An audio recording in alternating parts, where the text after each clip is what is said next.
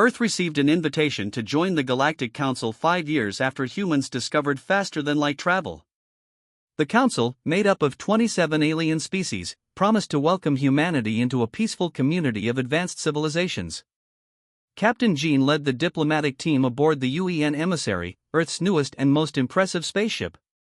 Her second-in-command, Commander Yoon, managed security while Engineer Park handled technical matters. "This is what we've worked for," Captain Jean told her crew as they prepared to dock with the massive Council station. "First contact with multiple species at once, and they want us to join them." The Council station was enormous, a spinning wheel of metal and crystal that housed representatives from across the galaxy. The human delegation stepped from their ship with practiced smiles and careful movements. Alien diplomats of all shapes and sizes greeted them in the Grand Arrival Hall. Senior Counselor Varek, a tall blueskin being, welcomed them with translated words of friendship.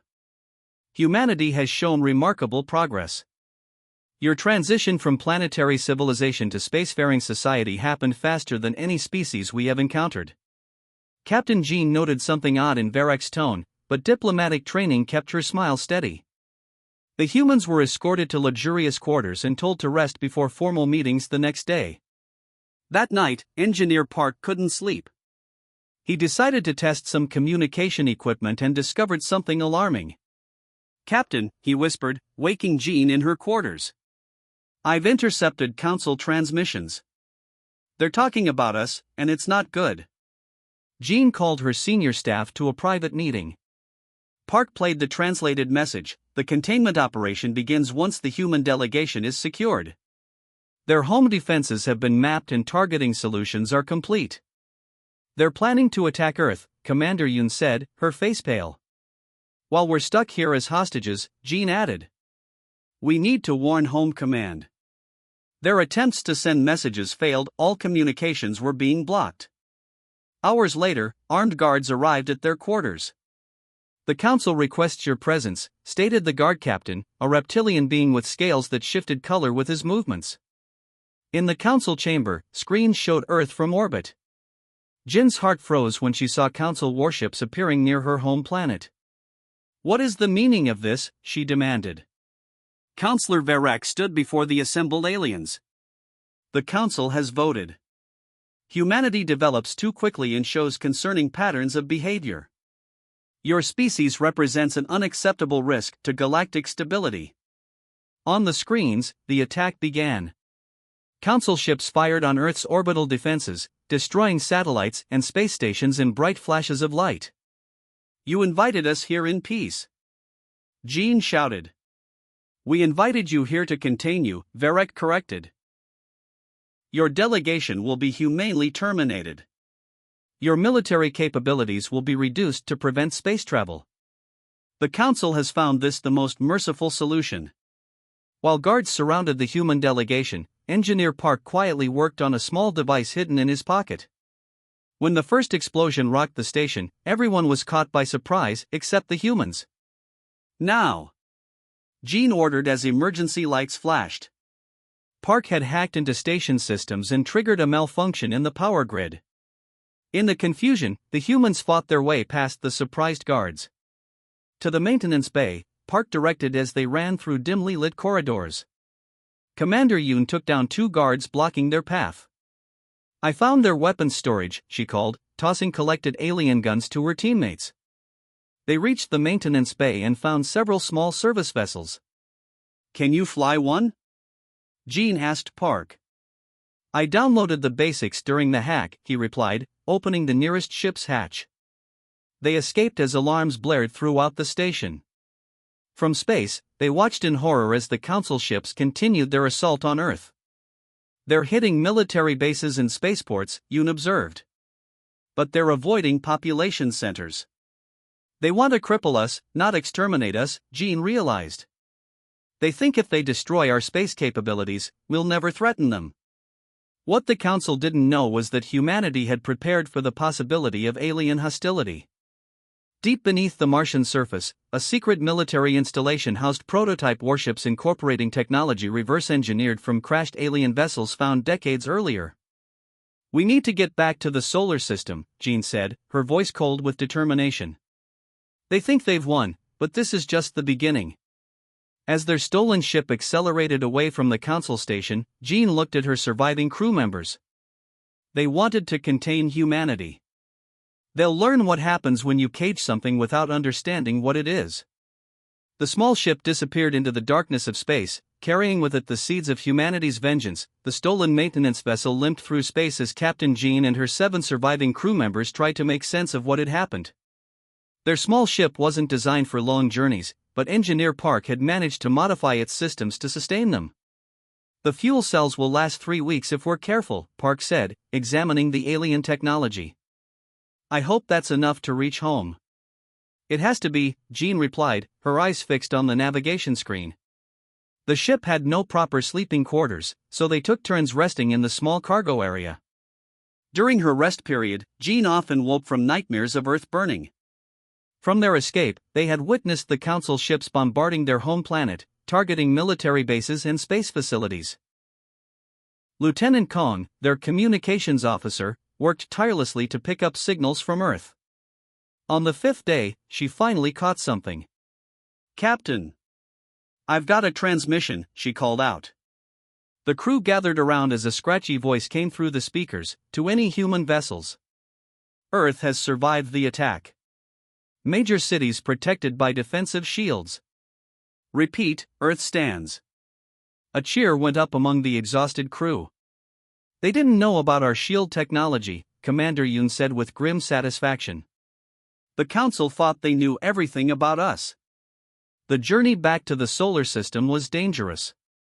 They detected Council patrol ships twice and had to hide in asteroid fields, shutting down all systems except life support to avoid detection. Food became scarce. They rationed the alien nutrient packs found on board, but everyone lost weight. The water recycler worked overtime, often breaking down and requiring Park's constant attention. One more repair, he would mutter each time, his fingers raw from working with unfamiliar tools. Just hold together a little longer. On the 18th day, their luck ran out. A Council scout ship detected them and moved to intercept. We can't outrun them, Yoon reported from the makeshift tactical station. Jean studied the approaching ship. We don't need to outrun them. We need to outsmart them. She ordered Park to modify their communications array to broadcast a distress signal that mimicked a Council transport. When the scout ship came close to investigate, Jean took manual control of their vessel and executed a maneuver no alien would expect. She accelerated directly toward the scout ship at full speed. The Council vessel, expecting a standard surrender, swerved at the last moment. Jean used that moment to slip past its weapons range and push their engines beyond safe limits, escaping into the darkness before the scout could pursue. That was too close, Park said, trying to stabilize the overheating engines. But we got valuable information, Jean responded. Their ships are faster but their pilots are predictable. They follow protocols too rigidly. 3 days later, they finally reached the outer edge of the solar system. As they approached Mars orbit, 3 human vessels suddenly appeared and surrounded them. Unknown vessel, identify yourself immediately, came a stern voice over the calm. This is Captain Jean of the UN Emissary Diplomatic Mission, Jean replied. We've escaped from the Galactic Council after their attack on Earth. After tense verification procedures, the military ships escorted them to Mars. As they descended beneath the red planet's surface through a hidden entrance, Jean and her crew stared in amazement at what awaited them. A massive underground complex stretched for kilometers. Within enormous chambers, workers assembled warships unlike anything they had seen before, sleek vessels with weapons systems that appeared to combine human and alien technology. General Lee met them as they disembarked. Welcome to Project Nemesis, he said. We've been preparing for this possibility for years. He led them through the facility, explaining that after finding a crashed alien ship 15 years earlier, Earth governments had secretly begun developing defensive technology and contingency plans. The Council's attack destroyed our public space facilities, but they missed this, Lee said with pride. They think they've knocked us back to a pre-space age. That mistake will cost them dearly. Jean was taken to a communications center where she finally saw the full extent of the attack on Earth. Major cities had been protected by experimental shield technology, but many military bases and smaller towns had been destroyed. Millions were dead, but billions had survived in underground shelters. "Earth is wounded but standing," General Lee told her. "And now we need people like you who understand our enemy." Jean looked through a viewport at the warships under construction. "I was sent to make peace," she said quietly. "But they chose war." "And war they shall have," Lee responded. "Captain Jean, Earth needs you to command one of our new vessels. We're building a fleet that will show the Council they made a terrible mistake when they betrayed humanity." Jean thought of her home, of the destruction she had witnessed, and of the Council's casual decision to contain her species. Her diplomatic mission had failed, but a new purpose awaited. "When do we start?" she asked. 5 years passed quietly. To the Galactic Council, Earth appeared broken and contained. Their monitoring satellites detected only primitive radio signals and occasional short-range rocket launches, confirming their belief that humanity had been successfully set back decades in development. They could not see what happened in the asteroid belt and beneath the surface of Mars. Admiral Jean stood on the bridge of the UEN Retribution, the largest warship ever built by human hands. At 900 meters long, it combined Earth ingenuity with reverse-engineered alien technology. 5 years ago, she had been a diplomat. Now she commanded humanity's vengeance. "Status report," she ordered as she completed her daily inspection. Commander Yoon, now her executive officer, approached with a data tablet. "All 12 capital ships are combat ready. The support fleet is at 93% completion. Weapons testing exceeded expectations." Jean nodded with satisfaction. The Vengeance fleet had been built in secret asteroid facilities, hidden from Council detection by advanced cloaking technology. What had begun as 5 prototype ships had grown into a force that could challenge the Council directly. "And our special projects?" Jean asked more quietly.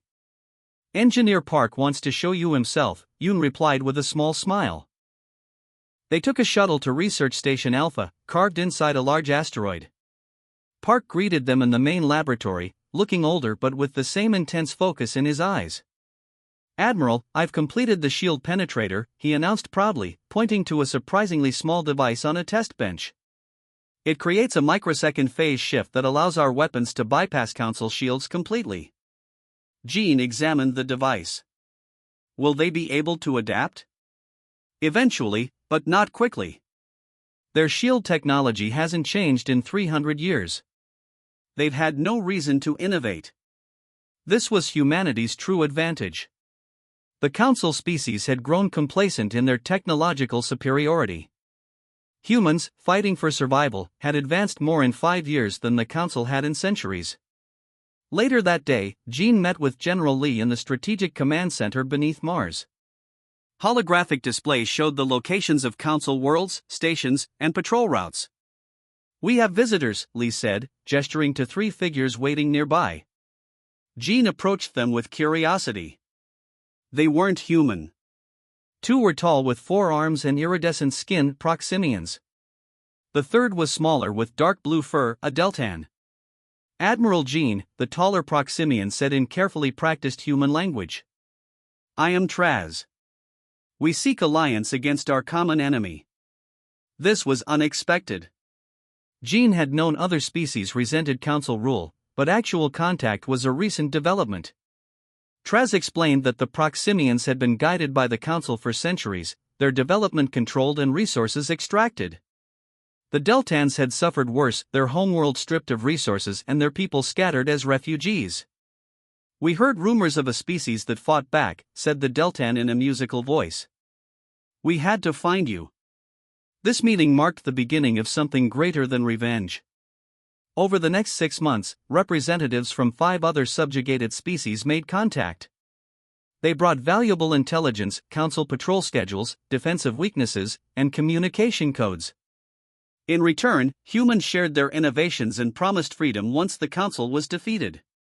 Engineer Park worked with alien scientists to enhance the fleet's capabilities. Commander Yoon trained mixed-species tactical teams.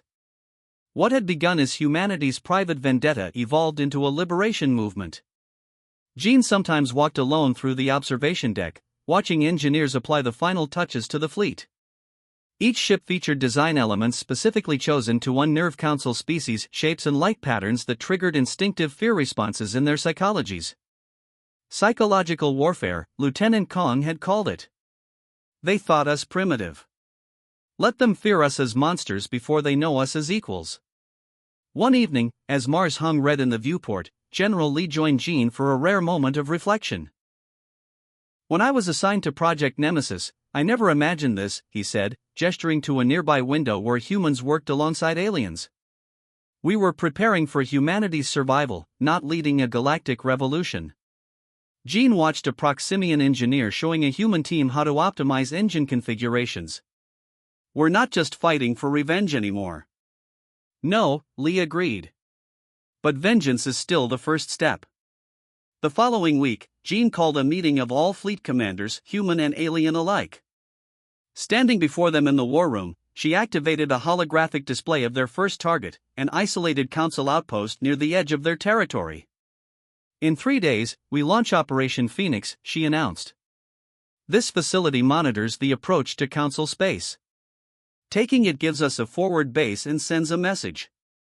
She looked at the assembled officers, seeing determination in faces both human and alien. "The Council believes they contained us," Jean said, her voice carrying throughout the room. "They're about to discover their mistake. Humanity doesn't break. We adapt, we evolve, and we remember those who wronged us." The gathering storm was about to break. The UN Retribution dropped out of faster-than-light travel with perfect precision, followed by 2 smaller warships. They appeared just outside sensor range of Outpost Zeta 9, a Council monitoring station that guarded the approach to Council space. Admiral Jean stood calmly on the bridge, watching the tactical display. The outpost had no idea they were there. "Status of cloaking systems?" she asked. "Holding steady," replied Lieutenant Min from the operations console. "They can't see us." Jean nodded. "Begin Phase 1. A small stealth shuttle launched from the Retribution's bay, carrying Commander Yoon and a mixed team of humans and Proximians. Their mission was to infiltrate the station and disable its long-range communications before the main attack began. Jean watched the shuttle vanish against the black of space. This first strike would set the tone for everything that followed. The Council needed to understand that humanity had not only survived but evolved into something more dangerous than they could imagine. 40 minutes later, Yoon's voice came through the comm team is in position. "Station security neutralized. Communications array ready for shutdown on your mark." "Execute," Jean ordered. On the tactical display, the outpost's communications signature winked out. "All ships, drop cloaking and advance," Jean commanded. "Weapons free." The human fleet appeared suddenly on the outpost's short-range sensors. By the time alarms sounded throughout the station, the Retribution was already launching fighters. Jean opened a channel to the station. "Attention Council Outpost Zeta 9. This is Admiral Jean of the Human Vengeance Fleet. Your communications are cut off. Your weapons are outmatched. Surrender immediately." The outpost commander appeared on screen, his reptilian features showing shock. "This is impossible. Earth was contained." "Clearly, your information is outdated," Jean replied coldly. "Your station is now surrounded. You have 1 minute to surrender before we open fire." The commander tried to look defiant, but fear showed in his eyes. "We will never." Jean cut the transmission. "Target their defensive batteries only. Minimal casualties." The Retribution's main guns fired with surgical precision. Beams of energy sliced through the station's shield as if it wasn't there, disabling weapon emplacements without breaching the habitat sections. 10 minutes later, the outpost surrendered. Jean led the boarding party personally. As she walked through the station's corridors, Council species of various kinds watched with a mixture of fear and confusion. None had ever seen a human in person before. In the command center, the station commander stood rigidly as Jean approached. "You should have destroyed us," he said. "That's what the Council would do," Jean replied. "We're not the Council." She gestured to Lieutenant Min, who activated a recording device. You will deliver a message to your leaders. Show them what happened here. Tell them humanity has returned, and we're not alone. The camera panned to show Proximian and Deltan soldiers standing alongside humans. When the recording was complete, Jean ordered most of the station personnel evacuated to escape pods programmed to reach the nearest Council world. Only a skeleton crew remained as prisoners to provide intelligence. As the fleet prepared to leave, Engineer Park approached Jean on the bridge. The Council will send investigators when they lose contact with this outpost. Exactly as planned, Jean said with a thin smile. She ordered a special package installed in the station's computer core, a virus that would spread through any Council ship that connected to it, quietly gathering intelligence and transmitting it back through hidden channels. 3 days later, the fleet struck again, this time at a Council supply depot. Once more, they disabled rather than destroyed, leaving survivors to tell the tale of humanity's return. After each attack, Jean broadcast the same message to nearby systems. 5 years ago, the Galactic Council betrayed humanity. They attacked without provocation, believing they could contain us. They were wrong. We have returned not just for vengeance, but for justice. Any species oppressed by the Council is welcome to join us. Any Council member who stands against their tyranny will be spared. The pattern continued for weeks. The fleet struck quickly and vanished before Council warships could respond. Each target was chosen carefully: military installations, shipyards, monitoring stations. Civilian targets remained untouched. Council leadership grew increasingly desperate. Their military, accustomed to overwhelming technological superiority, struggled against human tactics. Reports described the human ships as appearing from nowhere and striking like ghosts before disappearing again. Admiral Jin's name spread through Council space, becoming a symbol of fear for their leaders and hope for oppressed species. 6 weeks into the campaign, the Council assembled their largest battle fleet in decades, 50 warships sent to trap the humans at their next expected target. Instead, while their main force was diverted, the UN Retribution and 3 specialized attack craft appeared directly above the Council's primary shipyard at Proxima Station. All ships, execute Phoenix Protocol, Jean ordered as the massive facility came into view. Target their construction bays and defense systems only. The Council's greatest military asset burned as Jean opened a galaxy-wide broadcast. You tried to clip our wings. Instead, we have risen from the ashes. There will be no safe haven for those who ordered Earth's bombardment. Justice is coming. The Central Council station hung like a jeweled wheel against the backdrop of space, symbol of power and unity for 27 worlds. For centuries, no enemy had dared approach this sacred center of galactic governance. Until today. 16 warships appeared simultaneously around the station, emerging from faster-than-light jumps with perfect coordination. The Vengeance Fleet had arrived at the heart of Council power. Inside the Grand Council chamber, representatives from all member species frantically demanded action. Emergency alarms wailed as defensive systems activated automatically. How did they find us? Demanded Councillor Varek, his blue skin pale with fear. How did they get past our outer defenses? The answer came as Admiral Jin's face appeared on every screen throughout the station. This is Admiral Jin of the Human Vengeance Fleet. Your station is surrounded. Your defensive systems have been compromised. There will be no reinforcements. On the bridge of the UN Retribution, Jean stood tall in her formal uniform. This moment had been 5 years in the making. We do not come to destroy you, she continued. We come seeking justice. Those who ordered the unprovoked attack on Earth will stand trial before representatives of all galactic species. Confusion rippled through the Council chamber. Many members looked to each other in bewilderment. What attack? Asked a representative from a distant world. We were told Earth violated treaty agreements. Senior Counselor Varek and Military Commander Lars exchanged nervous glances. Their deception was unraveling. On Jin's signal, Lieutenant Min transmitted the complete record of the Council's treachery, the false invitation, the surprise attack, the discussions where certain Council leaders had voted to contain humanity before they could become a true threat. We offer terms, Jin announced. Surrender those responsible for the attack on Earth. Acknowledge the independence of all species currently under Council guidance.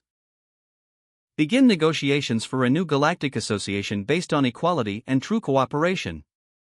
She paused, letting her next words carry weight. You have 1 hour to comply, or we will take action. The Council chamber erupted in chaos.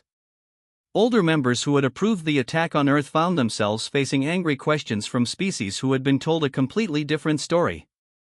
You said they were developing planet killers, accused a plant-based counselor. You said they attacked our scouts.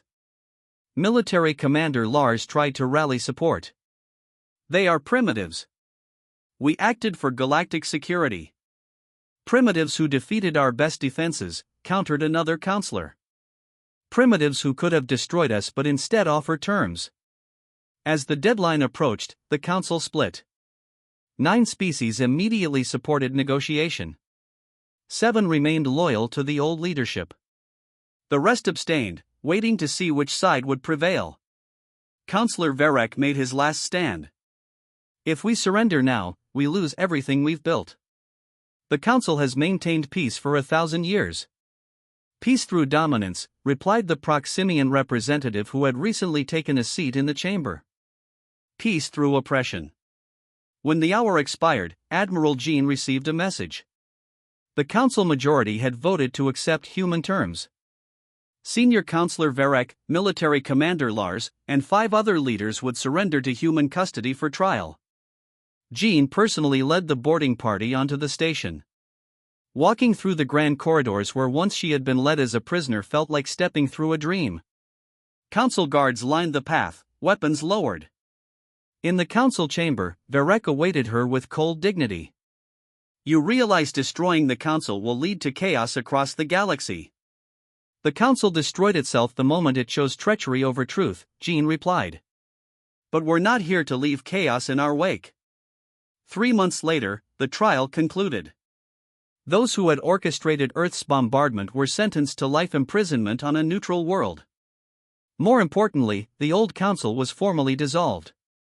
In its place rose the Galactic Confederation, a new alliance where all member species held equal standing.